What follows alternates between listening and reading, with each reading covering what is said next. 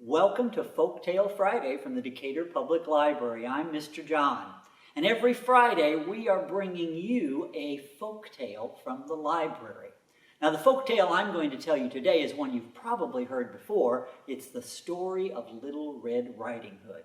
But what you may not know is that the story of Little Red Riding Hood started out being told long, long ago in Europe, maybe in Germany, maybe in France, and people told it to one another for many, many years and generations, long before it was ever written down. So there are lots of different versions of the story, and no one version is exactly the right version. And so today I'm going to tell you my version of the story of Little Red Riding Hood that I'm going to, make special to me. So you pay attention to how I tell the story and see if you see what I've made a little bit different from what you may have heard before. The story of Little Red Riding Hood. Once upon a time, there was a dear little girl who lived with her mother and father in a cottage at the edge of the woods. And she loved everybody and everybody loved her. But she especially loved her dear grandma, who lived in a cottage on the other side of the woods. And in fact, when she was young, her grandmother had made her a very beautiful red-hooded cloak. And she wore that everywhere, so much so that everybody just took to calling her Little Red Riding Hood. Well, one day, Little Red Riding Hood was out in the yard playing when her mother called her from the house. "Red Riding Hood, come here, please." Yes, Mother, what can I do?" "Well, Red Riding Hood, you know that your dear grandma, who lives at the other side of the woods, is not feeling very well. So I want you to take her something to eat to cheer her up and make her feel better. Let's see, why don't you take her a basket, maybe a bottle of... I know what. Your grandma is Italian. She will love nothing more than a nice, hot, fresh pizza. So you take her this pizza. Now, don't dilly-dally on the way or get off the path or the pizza will get cold. I want you to get it there quick as you can so it will cheer up your grandma." "Oh, Mother, I will. I will hurry right on to Grandma's and take her that pizza." And so Little Red Riding Hood set out on the path through the woods to her grandmother's house. But she was not alone in the woods. Somebody else was watching her from behind a tree. It was a big, bad wolf. "Oh, look at that juicy little girl. I think she would make a wonderful snack. Oh, and what's she carrying? It smells like pizza. Pepperoni, unless I miss my guess." So the wolf snuck out from behind the tree and walked right up next to Little Red Riding Hood. "Well, hello, little girl. Where are you going today with that lovely smelling pizza?"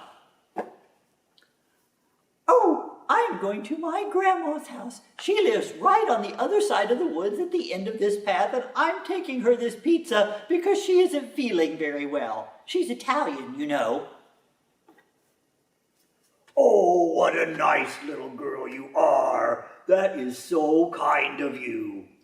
A little girl to eat, and a grandma to eat, and pizza for dessert. This is my lucky day." "Well, little girl, you must be moving right along. You don't want to be delayed meeting up with your grandma." "Oh, but look at those flowers over there. Aren't they so pretty? Oh, and listen to those birds. Oh, where are they? Look at the trees. Aren't they so nice?" And sure enough, Little Red began to look at the flowers and listen to the birds and stare at the trees and wandered off the path and started to dilly-dally and didn't remember what her mother had told her. Well, as quick as a flash, the wolf knew he didn't have much time, and he raced directly off down the path to Grandma's house. He got to the house. "Hello, hello." And Grandma was, of course, in bed, not feeling very well, and she called out, Who is it? It's me, Little Red. I've got pizza. Oh, come in, dear, come in. And so the wolf opened the door and he came into the house, and quickly he grabbed Grandma because he knew he didn't have a moment to lose before Little Red arrived, and he threw her in the closet and locked the door. Well, sure enough, as the wolf got into bed, he put on Grandma's hat and covered himself over with the covers, and Little Red came to the door.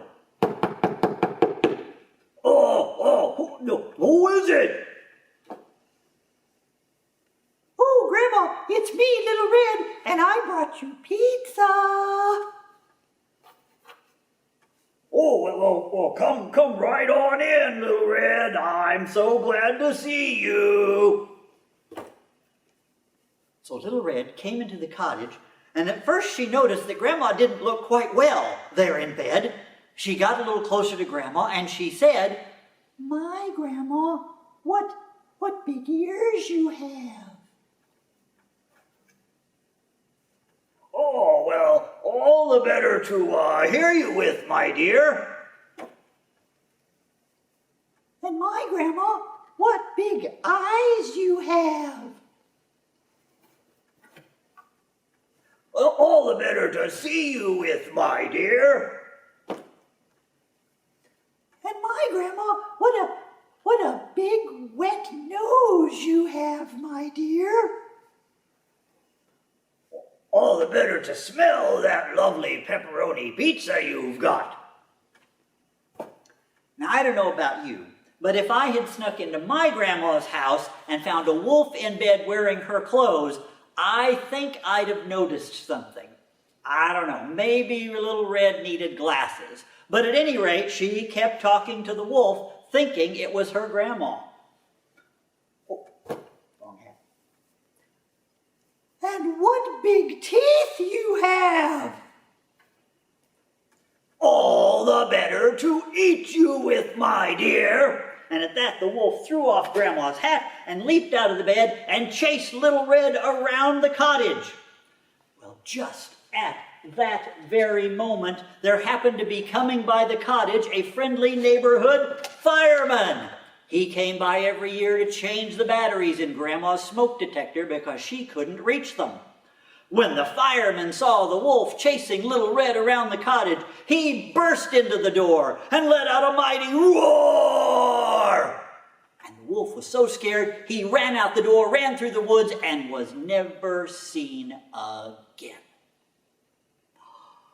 Well, the fireman found Grandma in the closet and let her out, and Little Red and Grandma and the fireman sat down to eat pizza. It was cold by now, but Grandma had a microwave, so it was all okay. And they all lived happily ever after. And that's my version of the story of Little Red Riding Hood. Now you take the story of Little Red Riding Hood and you tell it for yourself. And change it up, mix it up, make it a little bit different, because folk tales are like that. You can tell them over and over again in all kinds of different ways.